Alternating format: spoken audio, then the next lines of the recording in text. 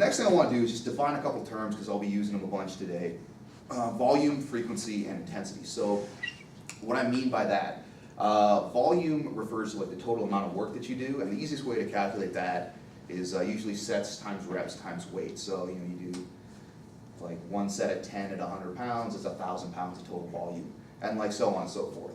And so that's a way of tracking like your total work across like a week or a training block. So that's what I mean when I refer to volume. The big one that like gets a lot of people is intensity. And so when I talk about intensity, I really mean like your percentage of 1 rep max. It's like how heavy something is, not so much like how hard a set is. So sometimes people say like, I did like 10 reps and it was like really intense. But that's not really the same thing. So when we're talking about intensity, like I said, it's percentage of 1 rep max. So in like pretty simple terms, if I'm above 90%, then I can say that I'm in like a high intensity. That's high intensity training. And if I'm under like 70%, that's kind of low intensity. And 70 through 90 runs somewhere in that like middle intensity range.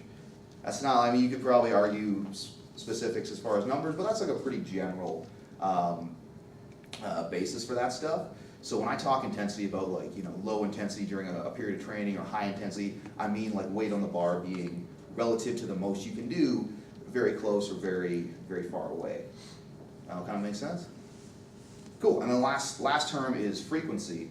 And so this refers to how often you train during a period of time. And just for like simplicity's sake, we'll use a week. So most programs, like most people will train say 3 or 4 times a week. That'd be like a middle amount of frequency. If you were to train like once or twice, that'd be pretty low in the frequency. If you were to train like 7 times a week, like every day, that'd be pretty high in the frequency. So just a way of like making sure we're all on the same page. So those 3 factors, volume, intensity, and frequency, combine to create kind of an arbitrary amount of training stress over the course of a week and like longer periods of training.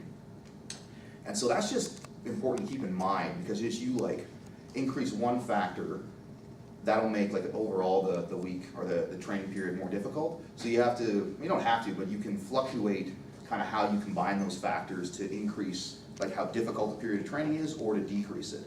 So, and like certain programs will play with that. Is anyone familiar with this? It's been pretty popular recently, the idea of like a squat every day program.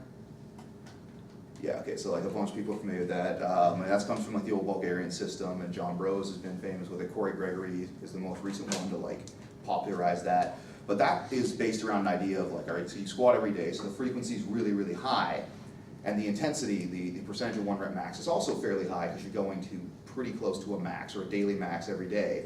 And so the only way to actually manage that and be able to recover is to drop the volume really low. Like you can't do much sets times reps times weight, because there's just, at that point, you've got 2 factors that are already elevated, so the third one has to come down. Which is why in that kind of program, you're usually only going up to 1 rep, like 1 real tough rep every day. And so when you factor that out across a week, it's actually a pretty low amount of volume. That's just important to keep in mind if you're like programming for yourself, or a lot of times people will take a program and then start kind of adding little bits. And it's important to remember, if you're going to add something, that you've got to, again, take something else away, or else you end up, messing with the stress of that training period. And a lot of times programs are built specifically to manage stress in that way. So just like a thing to keep in mind if you're doing your own programming, or if you're like kind of tampering with somebody else's program, which is, it's not wrong.